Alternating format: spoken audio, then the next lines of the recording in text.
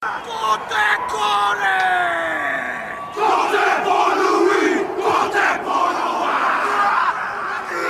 Code with Rena Oswald.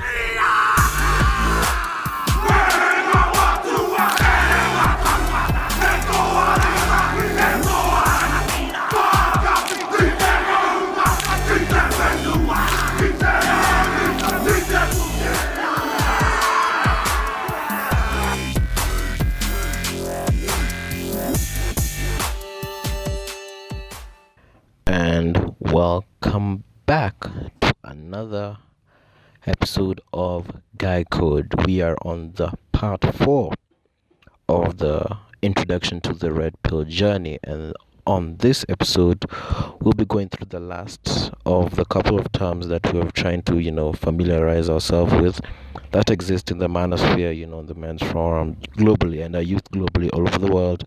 You'll definitely see them on social media, especially in man platforms or other, red pill philosophy, red pill philosophers. I think I can say that word, or philosophy. People who live through this, using that philosophy. So these are a couple of terms that we're going to use, and I think this is the last part 4. This is the last bit that we're going to go through. And these are terms that we'll definitely be using later in other episodes.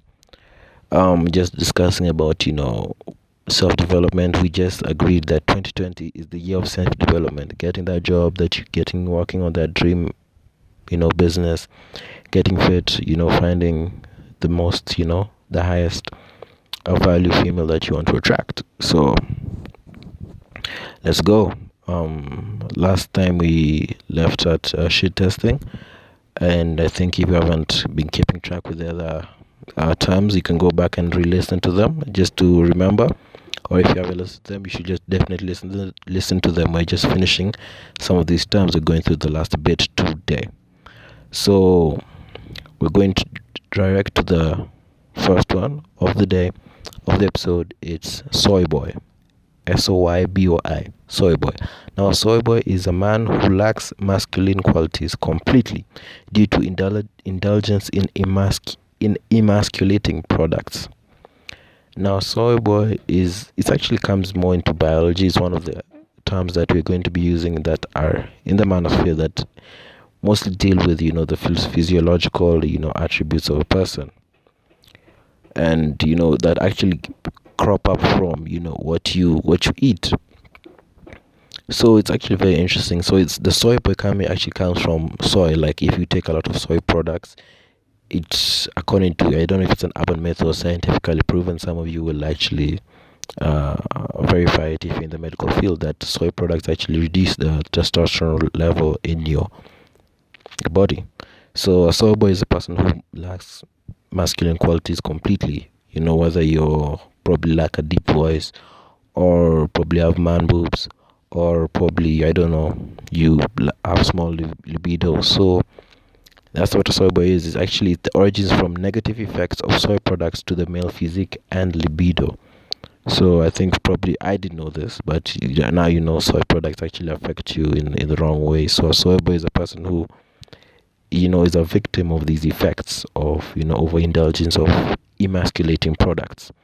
I think probably we'll get into other definitions. I think there are definitions that people have about what a soy boy is, but the primary one is this one. The next one is hit the wall.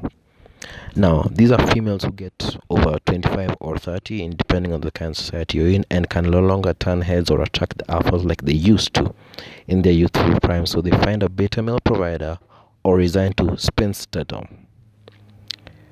So these are women who, after the carousel, I think we'd handle this in, I think it's part 2. What a carousel is. If you need to remind yourself what it is, you can go back and listen to that episode. It was a really good one. So these are women who have hit the wall. Now, these are I think it gets either 25 or 30 years old, where now women is like, what, I've had my fun. You notice, you're growing older. Women grow older, and they're like, what, I'm no longer standing as I used to. I'm no longer turning heads like I used to. So I do not have the peak of the cream of the crop like I used to. I no longer attract those, probably, I don't know, a high status male that are used to, whether he's a business person, whether he's an athlete, they can no longer attract them because now these people are attracted to younger women, which most, people in that status are. So when humans get this age, 25 or 30, they're like, you know what, I can no longer turn heads. It's time for me to settle down. I've already had my fun. I already rode the carousel. I've had my fun. You know what, I've had my time, my season. Now it's time to settle down and find a better male provider who will, end up, having a family with, because for most of them is that their best years is behind them. And now they just, come to the fact that, I will never be as thrilled or have such thrilling experiences as I had when I was younger or in my youthful prime. So you know what, let me just find this better male provider who, is not as exciting as the guys I used to have, but he can provide in this stage of my life with the kids and all that, be a good dad. So this is women. This is when you say hit the wall. Now you're like, you know what, you start depreciating. Before you were appreciating, you could set all the standards, all the guys were into you, and you could say, you know what, I don't want you, I'll pick the best I can get. But now, if the best you can get is already looking other way to younger people, you have to settle down to the second best. And I think this is where it comes by, is the nice guys finish last. These nice guys, probably they used their time, they couldn't attract these women when they were younger. Now they probably, when they hit the wall, they're like, you know what, finally this crush who's been avoiding me when I was in high school, when I was in my colleges, right now she's 30 and no one's really checking for her like they were used to in college or in high school. Now you have a chance, but you know what, she's no longer in her prime, she'll no longer turn heads like she used to, or maybe she, in the real sense, she's no longer attractive like she used to. So fun fact that I found very interesting is, in Japan, unmarried women above the age of 25 were referred to as Christmas cake because no one would buy them after December 25th, which I find is the most savage thing I've ever seen this year so far. Because man, Japan has no chills. Like, they call them Christmas cakes above the age of 25 because no one wants to eat them after Christmas. It's just weird. Who wants to be that person you're eating Christmas cakes after Christmas? It's weird. No one wants to have them. They want to have something else. The festivities are done. It's past. Let it go. Now this Christmas cakes are now left there, whatever, dead stock. I don't know who the attendants or the bakers are the ones who eat them, because no one's gonna buy them. They're pastries that were meant for certain season. The season has passed. No one's interested anymore. Just live with it. So it's funny. They actually call Christmas cakes. So something that you call, remember. The next is a white knight. Now, a white knight is a male who defends a woman in an argument with the intention of sex, assuming women can't defend themselves.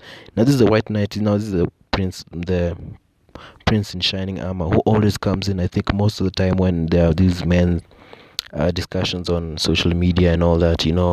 Men should do this, men, we should try and become more gentlemen, should become more chivalrous, chivalry is dead. And the man who comes in like, yeah, but I'm different, us men should, we no longer do this and this. But the truth is, they're actually trying to make, an impression. So probably this impression will lead them into getting what they want, what they really want. So it's actually it's very manipulative, but in a very childish and desperate way and pathetic way. I think probably some of us have been in that stage. I think I've done this, I think, once or twice.